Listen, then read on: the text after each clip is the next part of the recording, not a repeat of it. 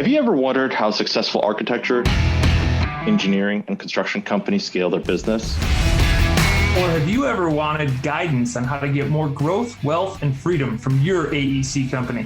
Well, then you're in luck. Hi, I'm Will Foret. And I'm Justin Neagle, and we're your podcast hosts. We interview successful AEC business leaders to learn how they use people, process, and technology to scale their businesses. So sit back and get ready to learn from the industry's best. This is Building Scale. Alrighty, today on the show, our guest is Scott Maloney. He is the president and founder of K2M Design. They just celebrated their 20th year anniversary on September 1st. K2M Design is a high-growth entrepreneurial firm specializing in architecture, interior design, engineering, asset management, and specialty consulting services.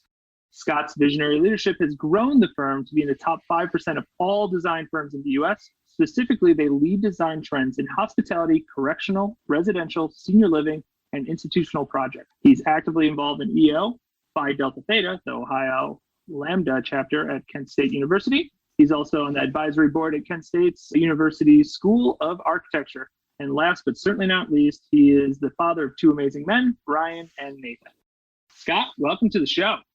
Thank you very much for having me, gentlemen. We're excited to have you. Very, very excited. Whoop. So Scott, as we've been kind of talking, there's so much about you. And, when we were talking, there was a whole bunch of we wanted to pull from, but we really had to condense it down. Why don't you start with, why'd you start K2M Design? Give us your beginning, with K2. What was that like? And, give us why K2M, what makes it so special?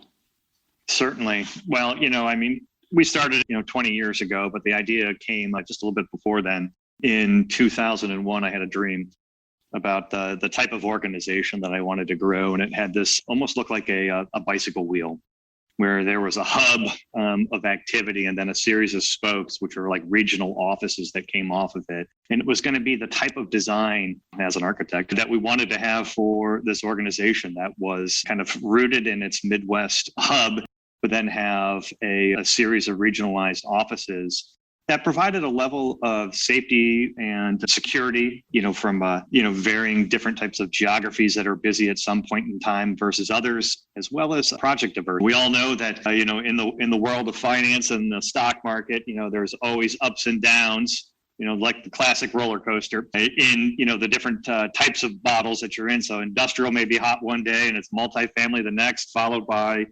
hospitality and commercial office space. And so we really wanted to take a lot of those peaks and valleys out. And so with our regional diversity, the project type diversity that we had, we really created a pretty amazing organization. And that was the initial dream, long before we ever had the name of what K2M Design was going to be. But you asked the question, and I think that's even, cooler than, this vision and dream that I had when I sketched this out at 3:00 in the morning in January of 2001. But really what makes us special is our hands down, by far the single most important thing, at K2M Design are the K2Mers. And, without them, none of what we have produced and will create long into the future is possible. And I think it's the uniqueness of the type of work that we do, as I mentioned, just this like sine curve and different project types, but we really do get involved in a variety of different type of work. Core markets for us is similar to what Justin had said in terms of, various government services, hospitality, multifamily, correctional work, and, just a lot of just very unique type of projects. And so you'll never sit there and go, hey, that's a K2M project, if you didn't know that was something that we actually designed, because nothing that we do looks the same as the last project. It's always uniquely crafted around our customers' needs, their brand expectations, their wants, their culture, so it embodies and embraces the true essence of who they are and how our architecture can reflect that in our interiors and our engineering solutions. And, one of the other things, I wouldn't say other things, but one of the things that makes us truly unique is our core values. Be good, go forward, nurture relationships, and learn and lead. And those are really kind of the core essence to the organization of who we are. And we hire, we fire around them, we live to them. And, every single day we grow because of the values that we have within the organization. and the relationships that we've built with each other. So, I mean, people are definitely important. I love what you said about your people, and even kind of that value system is around hiring and firing. Those super important aspects. Can you give us an example of when you're talking about core values? Why did you decide to take that approach? Why those specific core values? I'll tell you, early on, as I was kind of learning about business and the organization was growing, we needed to put some framework around the values that we had. And, I think I'd read like the Harvard Business Journal, how to create your own core values session. I participated in numerous EO programs of speakers coming in and telling how to create core values. And we wrote some just epic core values around it, maintain a highly ethical, moral, and caring culture. And so, as the organization grew, we said, you know what, this is just way too complicated as I'm explaining it to person after person after person that's coming in and going, what the hell is that? Right? It's like long list of core values. And, one day, Culture Shock, a guy named Ron Kaminsky was conduct a team building event for us. And one of the half-day session that we actually did was, how do we take this just ginormous tablet of, core value information and consolidate it and make it very concise and that truly represents who K2M Design is. And our team, back probably almost 10 years ago at this point in time, the very first thing that they came out with, and I'll never forget, I believe Marta Johns was the person, but, it's like, be good. That is how we maintain a highly ethical, moral, caring culture, and just package it up so neatly. And then everything else just like fell into place. We've always had the values. It's just how we now were referring to them that made it so cool. Oh, that's wonderful. It's a great story.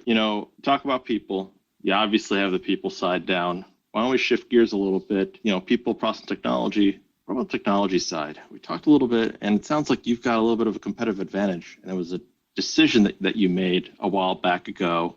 Tell us about that decision, what led up to that decision, and where you're at today. Yeah, so it was probably in the late 2016 timeframe. We were in one of our owners' meetings, and Steve Graisley, who's my business partner and engineering lead for our organization, he and I were sitting down and we were talking about, again, maybe some of those things that truly make us special, but more so, where do we see ourselves heading into the future?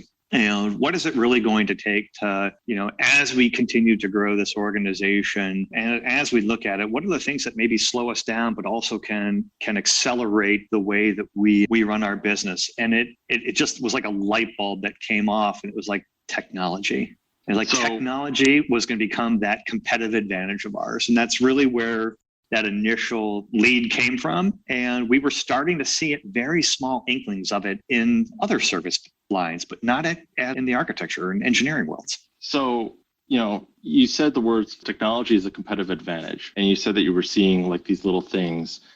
What was the actual investment like? Tell us a little bit more about what that actual investment looked like. Sure. So, it started out, I'm a planner. So for anybody that's watching this that understands the architecture industry, I'm fantastic at planning and programming. I couldn't put a building together if my life depended upon it. That's why I have an amazing team of people. But we started out by creating a master plan, right?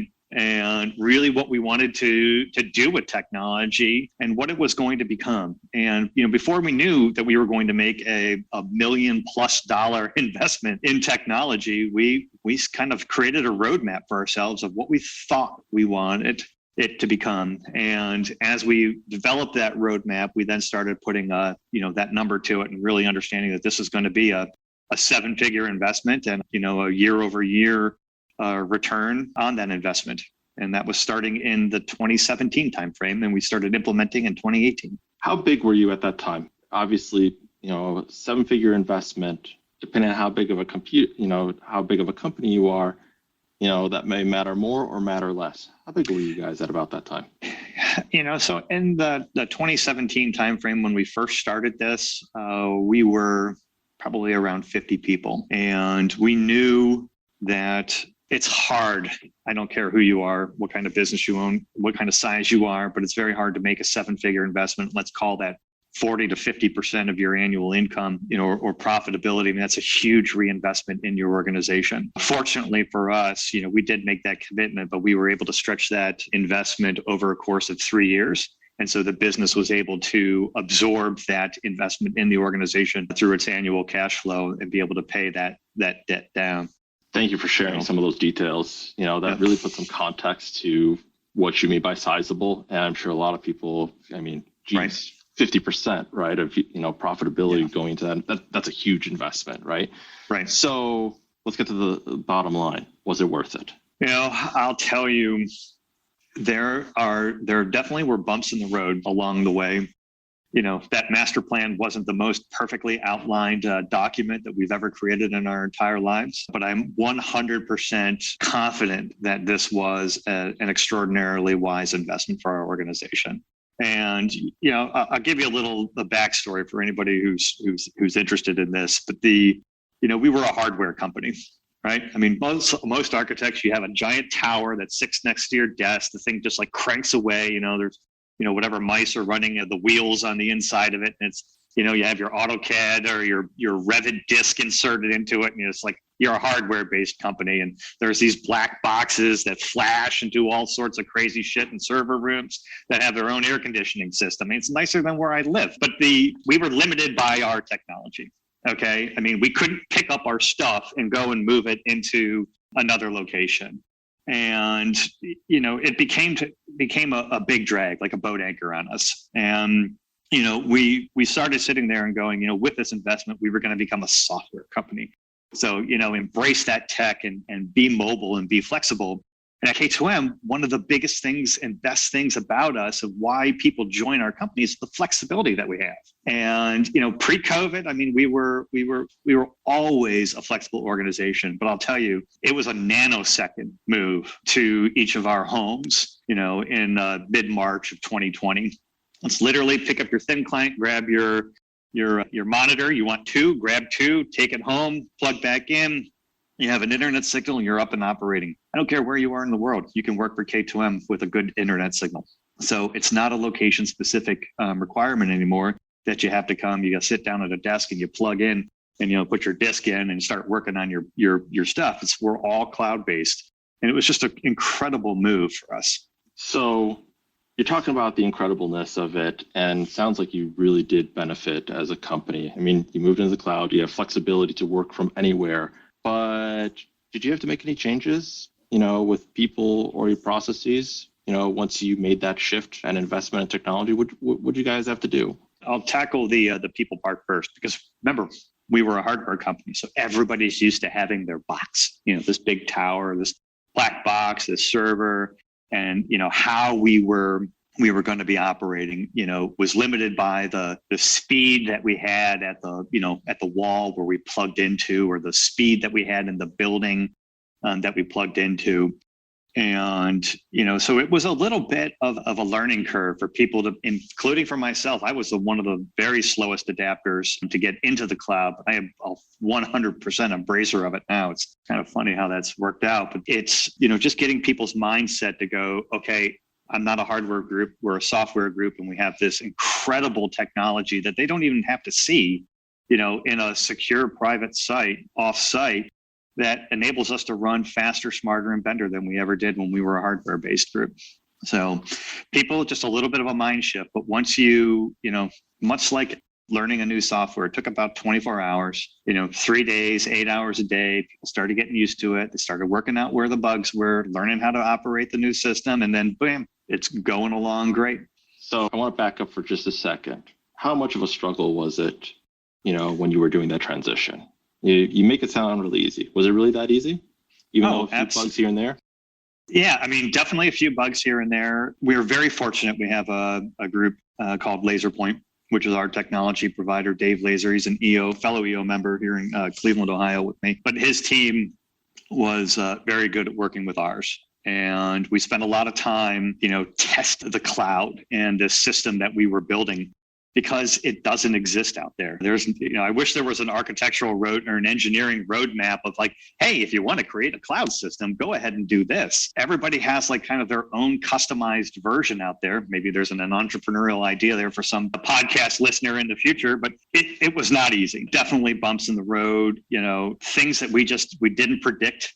Some of our software is an extremely heavy use of bandwidth. I figure like, our Revit technology when we're working on a BIM 360 platform, or some of our rendering softwares that we use, and some of that high level graphics work, being able to work on movie that we had made of projects of ours or marketing work, definitely learning curves around all of those that we did not have that figured out right. And it took a while to be able to go, okay, how do we do this? How are we going to do this? What does it look like in the future? And we made a little bit more investment in the technology, and we had to bump up all of our speeds in order to be able to process the heavy graphics, softwares that we use. So definitely, we're still learning to this day. I mean, we've had it on our belts now for 3 years. We're making another investment in 2022 into an additional upgrade into that system. There's always maintenance that's going on to make little tweaks and just make a little improvements to make this, as like I said, keep us at a nice competitive advantage with our technology. So what are the real benefits of that a company gets, putting technology at the forefront of their business, right? It's really weird. There's a lot of construction companies, even AEC, where they're kind of like what you said, the old school version of you, very hardware based, or just not really looking at hardware as a competitive advantage like you are. So why don't you talk about a little bit about kind of putting technology at the forefront of their business?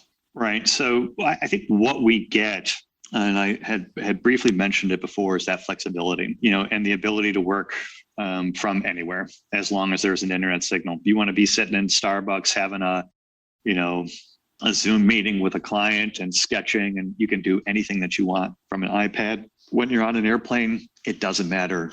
The technology is available to, because everything that we're operating in is in that cloud. So that component of it is great. One of the other advantages that comes to mind is the efficiency in our usage of the actual software. So no longer, as I made mention, I'm putting that CD into my drive, and I'm working off of this piece of software that's tied to a computer. I have a series of licenses and a ton of different types of softwares that anybody can use, because it's all cloud-based. And so I don't need to have like that physical piece of software in a particular location in order to be able to use it. It's available and open to anybody that's within our platform. We'll have to prove it out, and maybe I'll look at some numbers at some point in time, but financially it's smarter for us to be able to most efficiently use the softwares that we have and be able to use it across all of our 9 different office locations and amongst where all of our people are to this day. So we talked about how technology is a really competitive edge, and you made a decision, right? And in kind of our pre-interview, you had talked about how you have a decision-making philosophy, coined it sort of the 60% decision-making philosophy. Where did that come from? I think that's what I was born with, because sorry to all the engineers out there, I am not a high level of data gathering sort of person. I can get to a decision with about 60% of the information, because I'm looking to collect the most critical components that are going to have the biggest impact. Maybe you have it the 80-20 rule. Some people have heard of that, before, but I get about 60% of the way to the level of understanding. I get comfortable with it. And if I feel good about it, not just from a gut perspective, but I'll even sleep on it. But if I feel right about making that decision, then that decision gets made. And whether it's a $100 decision or $1 million decision, I approach most everything that I do in that fashion. So speaking of $100 and $1 million decisions, you got any stories about where a time where your decision-making process made you come out on top, and one that didn't? Ooh, isn't that an interesting question? The decision-making process came out on top. That's a great question. All right, I'm going to go to one of my very early acquisitions, and it would have been 2006, all right? And we acquired a company called Spectrum Design Services. It was a great interior design company led by Paula Boykin, and they had, I think, about 10 ladies that were working there at the time, and their focus was on hospitality. and they happen to be the interiors division of a large REIT called the Boykin Hospitality REIT. Hopefully I got that name perfectly right. Who was my actually first hospitality customer. Greatest cold call of my life. Still to this day, thank you, Rich Conti. That's a shout out for you, my friend. But as we were working together, we got to know each other. And Bob and Paula were looking at selling the hotel REIT along with their team, and then decided they were going to sell the interiors business. And K2M was one of the primary companies that they were interested in making that transition to. And we worked our way through all the deals, had a handful of attorneys helping me out at that time. And, it was really interesting because it's like you're buying this great company with these great people with an incredible portfolio that has most of their business is tied into this customer that's going to be selling their entire hotel portfolio. And, there's a little bit of risk there, but I truly believed in Paul and Bob. They were great mentors to me, even, after the sale occurred, and that I could take what they had and really make something special out of it. And we were able to grow a hospitality portfolio out of it. Kelly Shaffrin, who was the lead of that team at the time, is still the lead to this day. She's one of my closest K2M in this organization, has been a rock star for us all along. And, we continue to grow in the top 100 list of hospitality design firms in the United States because of the work that they do and that very early decision on acquiring that company. And willing to take the risk and experience the reward that came from it. Wow. I mean, just, acquisition is already on its own a risky business. And the fact that you knew that someone else, that a portion of that business was going to go away and you still went through it with that acquisition. Obviously, there's something to that 60% making philosophy. What about the flip side? When didn't it work out? Everybody wants to know when didn't it go right? So, give me the gory story, Maloney. Tell me what it's all about. Well, I'll tell you. I had an incredible development opportunity in Key West, Florida, and we were going to custom design a home and had acquired it, or let's say in the range of about $2.5 million. And we made a small investment into it, call it another $500,000 for math's sake, and the $3 million home. We were going to sell that home at 3.7 million, put a couple $250,000 in each of my partner in my pocket. I had an investor that came in and was going to put my side of the money down in the deal. And I felt like I was ready for the world. 60%, no problem. This is easy. It's Florida. It's 2006, 2007. Who couldn't make money in Florida at that time? It was right at the top of the peak of the bubble. Didn't know that the bubble was actually there. My investor ended up backing out on the deal. And I said, shit, I can't afford to not take this leap. Because who can't make money in Florida in 06 and 07? I'm like, this is easy. It's a no-brainer. I leveraged my entire home equity line. I leveraged my credit cards. I took a personal loan out. I spent all of my cash, almost $750,000 at the time. I took that plunge. I went in head first with concrete slippers on, I think at the time. I had no idea what was going to come. And unfortunately, the house never finished on time. We made all of the customizable upgrades to it that you possibly could. Penciled in around 3.5 million, took occupancy of October 2008, right at when just the world was coming to an end. That house sold 4 years later, for $1.8 million, which was the initial or the balance of the loan that was owed on it. So that $750,000 went away like that. Oh my God. So, that's horrible. But thank you for sharing that, right? You survived, which you survived. I mean, there's a lot of people, a lot of companies that did not survive that bubble. What'd you learn after that? I think the greatest life lesson there was if it's too good to be true and you have to work too hard to make that true, that it's too good to be true. Then you really need to just say, no, thank you. And, that would have saved, that $750,000, which took 5 years to recover from, 6 years to recover from as I paid down my home equity line. I wish I would have just said no when that investor walked away, because they had that knowledge and the money wouldn't have mattered to them. But it was just like, I worked too hard to make it come true. And so when I see myself get into that type of position, and it has happened, I know well enough because of that project that I know how to say no. The entrepreneurial tax, right? Absolutely. We all have it. Yeah. So some people consider, your 60% decision-making process, your high-risk personality in quotes here. Who balances you out? Who helps you stay balanced? Definitely Steve Graisley. And he's the chief operating officer of the organization. And for anybody that knows the entrepreneurial operating system, you heard this very early on. I'm the visionary of the organization. Steve is the integrator. And our two personalities balance each other out perfectly. We both have a little level of risk taking, but he requires a little bit more data. He's the engineer in the group, keep that in mind. And, doesn't make the chaotic visionary pivot of every 2 months happen. I may come up with this, great, wonderful idea of, the shiny fish that just came by and the squirrel that just happened to climb up the tree. And, like, hey, we're going to move K2M. We're going to do this. And then we're going to do that. And he slows that down so that I don't completely disrupt the organization all at one time. Throw it into chaos as it used to be prior to his joining.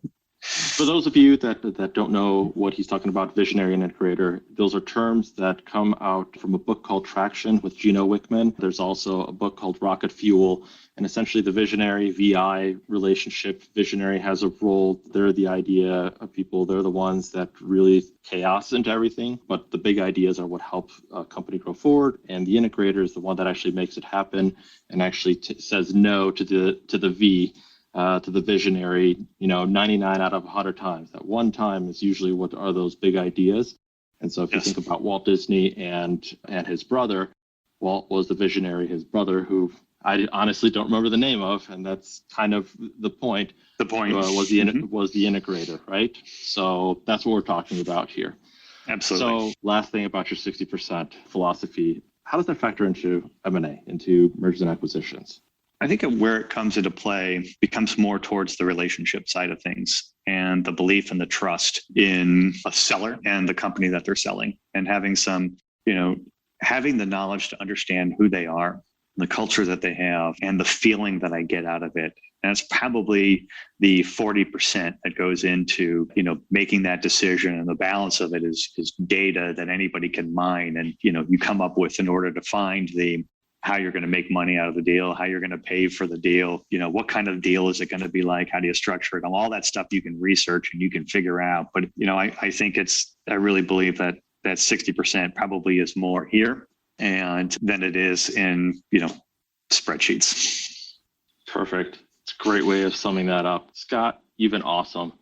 Thank you for being on our podcast. We'll drop all of your social links and, one other thing at the end of the show notes, what's the best way for people to contact you? And is there anything that you want to promote?